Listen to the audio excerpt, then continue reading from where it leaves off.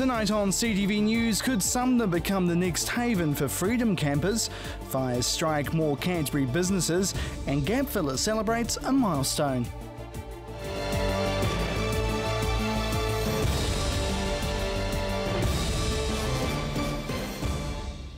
Kia ora, good evening. New rules will come into force for freedom campers to keep those off the beaches in both New Brighton and Akaroa this summer. But there are fears the new bylaw could create a new hotspot in Sumner. The Christchurch City Council has passed the bylaw banning freedom camping in some areas and putting heavy restrictions in others. Councillor Yanni Johansson, who wasn't on the panel regarding the new rules, says he has concerns. You've got Sumner, which has had numerous complaints around freedom camping. So I sort of struggle to understand, and I personally would feel uncomfortable that if we had to review it in 2 years, if we get a huge influx of people going into Sumner. However, councillors on the panel are defending the bylaw. If we do find that we've caused displacement issues that we weren't anticipating, so all of a sudden we get people freedom camping along the waterfront at Redcliffs or whatever it might be, we do have that provision for a review after 2 years rather than 5 that allows us to address those issues sooner rather than later. Camping in a vehicle with an onboard toilet is allowed in most areas, and camping in any vehicle is allowed in set areas in Addington, Ferrymead and parts of Banks Peninsula. The new rules will take effect on December 1st. Sorry about that, just fixing the oil code, now we're ready to go. Investigations are continuing into a fire destroying an art business in Christchurch. The blaze happened at around 4 this morning and it's believed to have been lit deliberately. A flaming object is thought to have been pushed through the mail slot of Image Vault on Ferry Road between Fitzgerald Ave and Barbados Street. It follows a number of fires in recent days, keeping Canterbury firefighters busy. A Kaipoi drill factory caught fire around 11 this morning, keeping crews busy until 1:30 p.m. Well, to today's other news now, a neighbourhood war's brewing over a pesky pigeon problem. And as Andrew King explains, it's far from over yet. All Guys Gilden and Suzanne Walker want is for their neighbour not to keep so many pigeons. The Northwood couple are at their wits' end after a neighbour built a larger coop back nearly 4 months ago. It's the home of all the problems, but you know what he does on his land is really it's not my concern. It's the nuisance that it creates is my concern. He says the birds are fine while in the coop, but when they are out is when they cause the most trouble. But once they get out of their coop, flying around all the local houses and even their droppings over the deck, roofs, lawns, cars, you name it. The couple took their concerns to the Shirley Papanui Community Board to find some relief from the problem, but found out it falls into a grey area. There are no rules for pigeons. There's a general one about poultry, but pigeons, there's nothing actually mentioned. You could lump it under the same heading as poultry. So there is nothing in specific bylaws, but there are laws relating to nuisance and also under the health and safety where the health hazard that this poo creates. Gordon was happy that the board was receptive, but had reservations about how quickly the Christchurch City Council would act. Getting the community board to engage and getting the council to act is not necessarily the same thing. CTV News spoke to the neighbour, but he declined to be on camera. However, he said the couple must have nothing better to do with their time than complain about his pigeons. A council spokesperson says they're aware of the problem and they've spoken with both parties and the matter is still being investigated. Andrew King, CTV News. There will be a bit of a celebration in the city tonight. It was one of Christchurch's most iconic ventures following the earthquakes. Now, birthday candles are out with gap filler turning 5. Here's Emma Jane McLennan. For the past 5 years, gap filler has been bringing a bit of fun to Christchurch by brightening empty spaces during the rebuild. Known for projects such as the Pallet Pavilion and the Dancer Mat, gap filler has expanded from a start-up idea to an integral part of Christchurch culture. It started after the first earthquake back in 2010. We'd done our first project by the time the second earthquake came around, and we really saw continued value in what we were doing. The intention was always that we were going to wrap up after the next project. So to be here 5 years on is really, really awesome. And tonight's celebrations will include entertainment, an auction and meal for special guests in a giant marquee on the common site, now the hub for gap filler activities. We've still got the old favourites, the dancer mat, the sound garden, they're still there. We've also got the Commons, obviously, which is this site, which is a real favourite. We've always got lots of different things happening here. The Gap Golf is around the city at the moment. We've got 5 different holes. There's also the Book Fridge, which is one of the ones that people really love as well. We've always kind of chopping and changing. There's always new stuff coming up, so we've got a few new projects coming out. The Commons Shelter will be announced tonight. Which one won that competition and which one's going to be built. The other one that we've got coming up is Frysite as well, which is going to be a space to come and find about free things to do in Christchurch City. And if you're interested in getting involved with Gapfiller, there's a good chance they need you. While it is largely funded by the City Council, a supporter since the beginning, there are a lot of volunteer hours that go into making it work. We do have a massive amount of volunteers, so if anybody ever wants to help out, there's more than enough room. We also, if anybody's got an idea, we have space on our website that you can kind of plug that idea in or come down and talk to us. We're always here, so we're always available to talk. And while the organisation was originally designed to just be an interim project, it's now looking to last much longer into the future. This year, for the very first time, we're really kind of putting our flag in the ground and saying, yay 5 years, here's to 5 more, because we really want to be around for the next 5 years at least. So that's exciting for us as well. So Christchurch, you can celebrate too, because some of your favourite Gapfiller projects just might be here to stay. Imogen McLennan, CTV News. What's still to come, your neighbourhood news.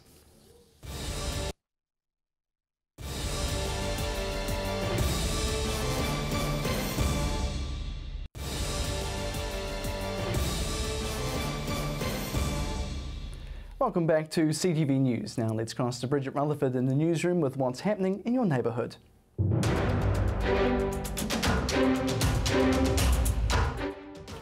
Thanks, Jared. They spend their own time serving the community, and now some of Little River's finest firefighters have been honoured.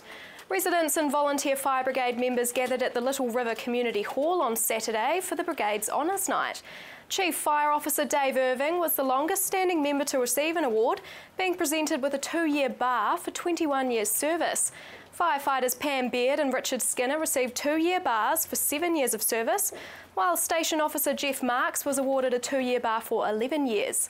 Firefighter William Hurtis and Operational Support Volunteer Paul Williams received 3-year certificates. Well done to the Little River team. Fairy dresses and a bit of imagination is one Selwyn House pupil's way to help kids with their stay in Christchurch Hospital.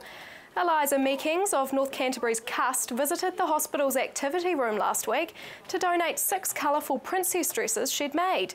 She made them to help sick children escape the fact they're in hospital. Eliza says she understands what it's like to want to be someone else while in hospital, even for just a few minutes. Canterbury District Health Board Child Health Services team leader Ali Bower says it's lovely to receive such a heartfelt donation. After some close calls with cars, New Brighton resident Kathy Baker says there needs to be a school crossing on Bromley Road. Mrs Baker informed the Hagley Ferrymead Community Board of safety concerns and close calls for children from Bromley School. They are due to the high traffic volumes and particularly trucks travelling at high speed. The board requested a report from council staff on pedestrian crossing options for Bromley School children. This could include a pedestrian crossing being installed by February. An animal lover and architecture student has designed a new home for reptiles. Riccarton's Ashley Welsh's concept will replace Arana Wildlife Park's current reptile house. She says her design was inspired by a lizard's form and movement, which is reflected in the timber structure and the type of materials that looks like lizard scales. The building will be prefabricated and made from sustainable cross-laminated timber designed to blend into the landscape. Lincoln and war-torn Syria are poles apart, but that hasn't stopped a group of Lincoln High School students reaching out to help a refugee family in need. The Year 9 students will host a morning tea next Thursday to raise money for one family which fled to Turkey to escape the Syrian government and the Islamic State. The students' teacher Rachel Meadowcroft is the link to the family. Her mother, tour manager and travel writer Jill Worrell, first met a man from the family 7 years ago. He helped her organise camel rides at the ancient Syrian city of Palmyra, and she stayed in touch with him ever since. From the newsroom, I'm Bridget Rutherford.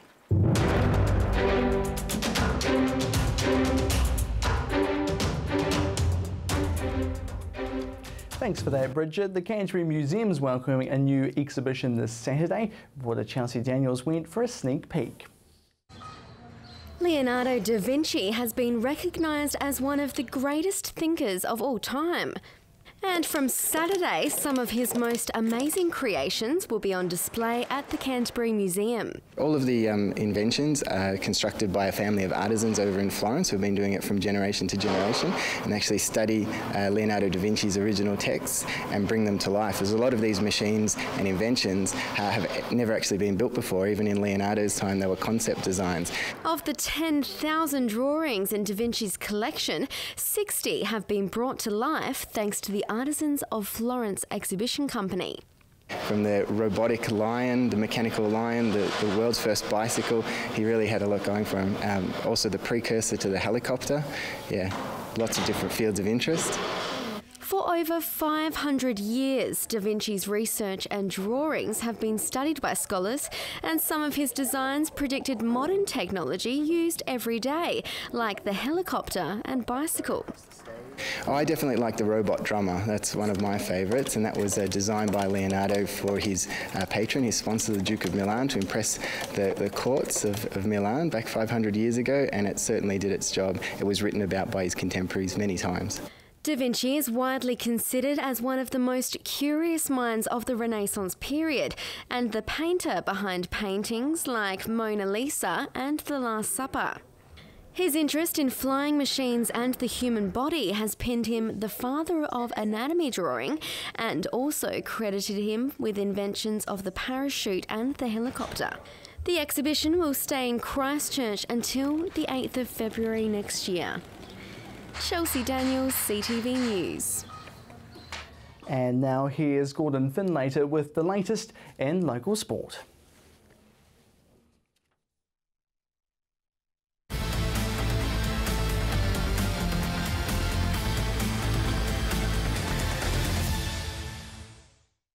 Well, Canterbury Rugby League will begin a hunt for their sixth boss in the space of 10 years after CEO Terry Williamson announced he will leave his post at the end of the year.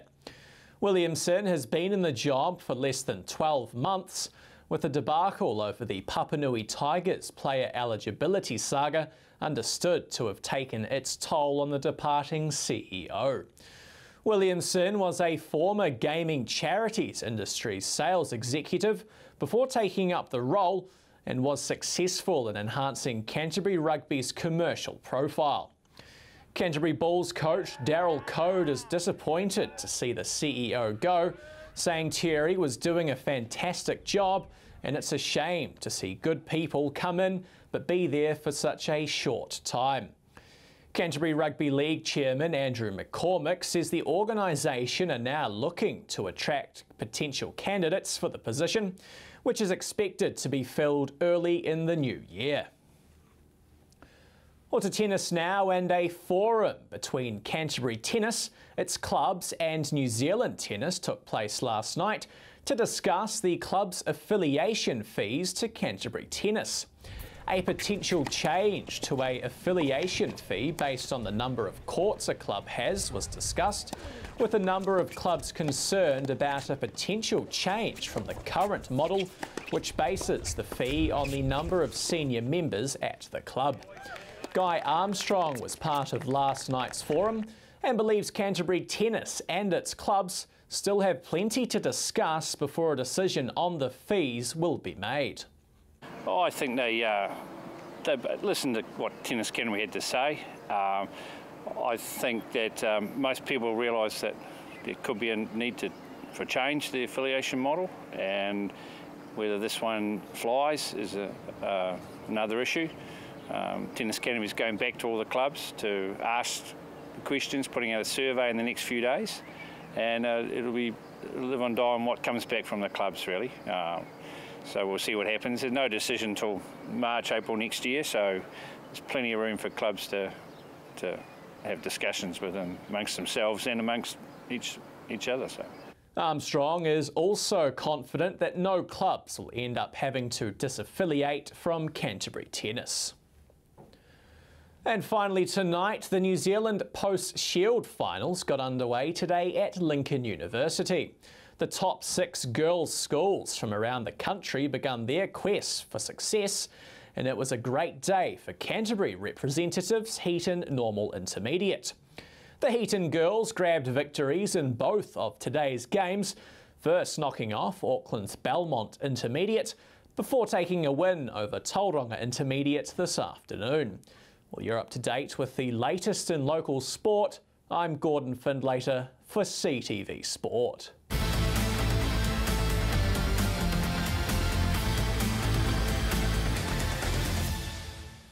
Thanks for that, Gordon. Well, still to come, more of today's news, plus Mercy's here with your region's weather forecast.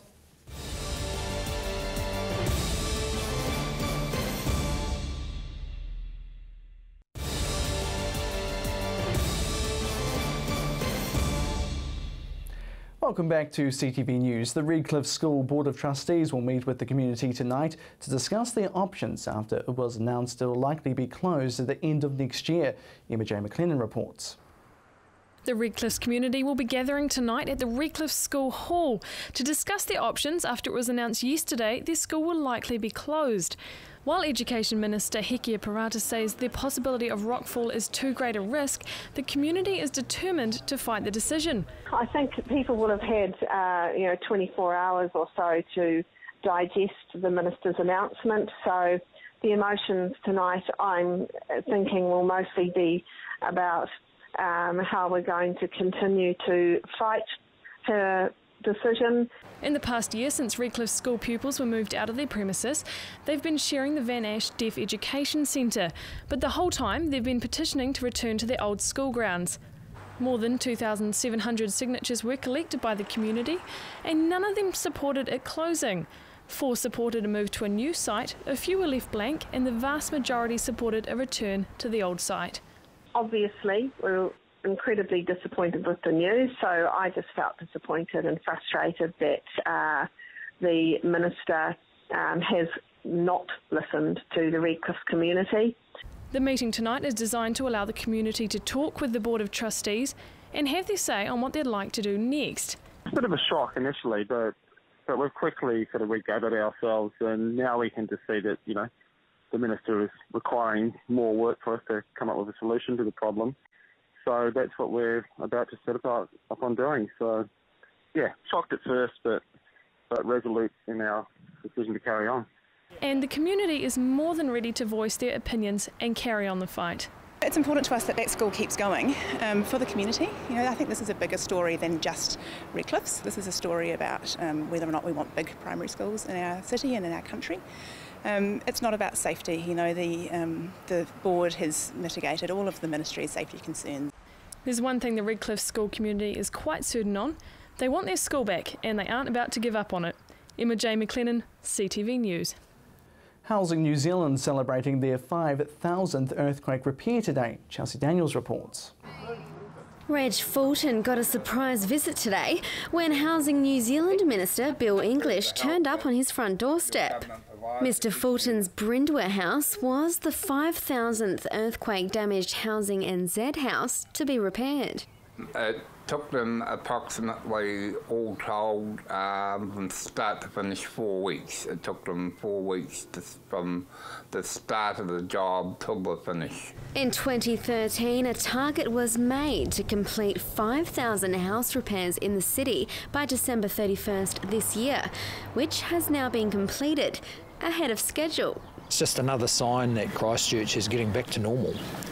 The state houses are pretty well, almost all fixed now. There's still a few hundred rebuilds to be finished, and then we'll be back to normal.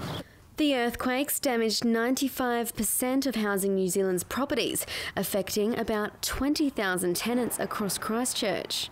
Housing New Zealand is spending about $150 million on repairs to the homes they currently occupy, as well as $200 million on building 700 new homes.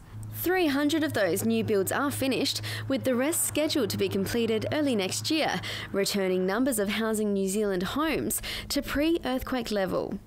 we can get on with, I think, learning the lessons from this pretty amazing experience, and in this case, so we can do a better job for tenants. Mr. Fulton has been living in his Housing New Zealand home for the past 26 years. His house has recently been repainted and had new carpets and ventilation installed. Mr. Fulton stayed in his home while the repairs took place and says it's a major improvement. It's comfortable now to live in, it's warm, and my power bills have sort of reduced as well, which is really good. And he says meeting Mr. English this morning is just a bonus. Chelsea Daniels, CTV News. Well, now it's time for your region's weather forecast. And Mercy, haven't we been spoilt with nice weather this week? Thanks, Jared. And yes, we have been very lucky with that really hot weather over the past few days. Northwesterlies definitely out about today, some places even reaching 30 degrees. South Canterbury, 27 was your high for Timaru and 25 for Twizel. Central Canterbury, Ashburton, you took out that 30-degree heat today, so one more than we had predicted. 28 for Christchurch and 27 for Akaroa and Leiston. Heading further north, also a bit of a heat wave here as well. 28 for you, Hanmer Springs, 29 for Amberley and 28 for Rangiora, Culverden and Oxford. Over to the mountain ranges, Arthur's Pass just 14 today, sorry 16 there, not 14, that's for tomorrow.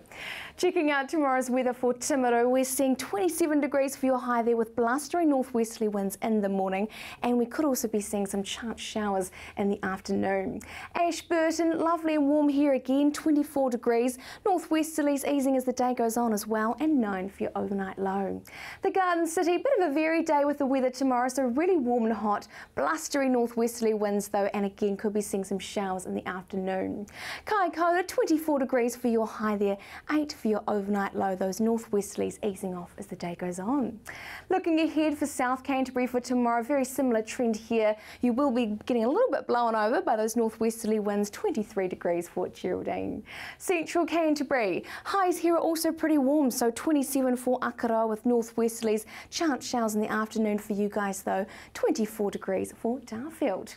Heading further north now, 25 for you, Hanmer Springs, Amberley, Rangiora and Culverden, that should also say 25, 26 for Cheviot and 24 for Oxford. Now here we go, here's Arthur's Pass, 14 for tomorrow, also a few heavy rain showers for you unfortunately.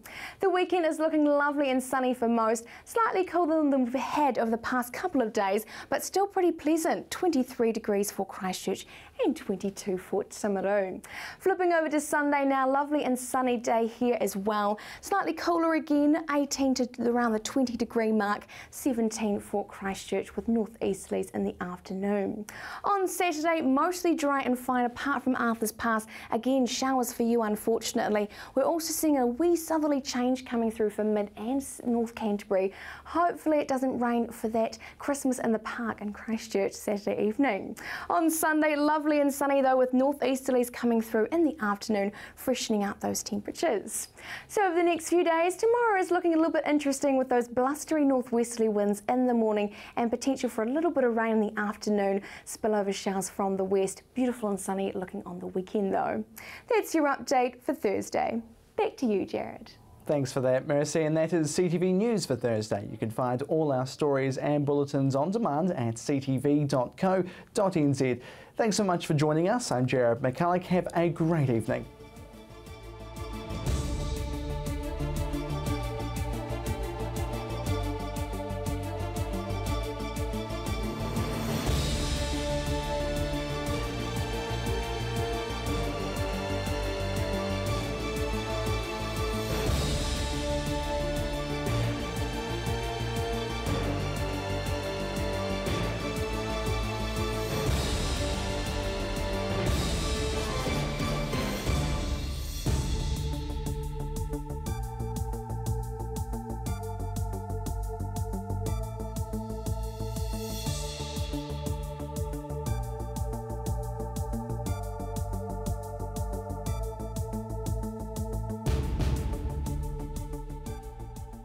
Supporting local content so you can see more of New Zealand on air.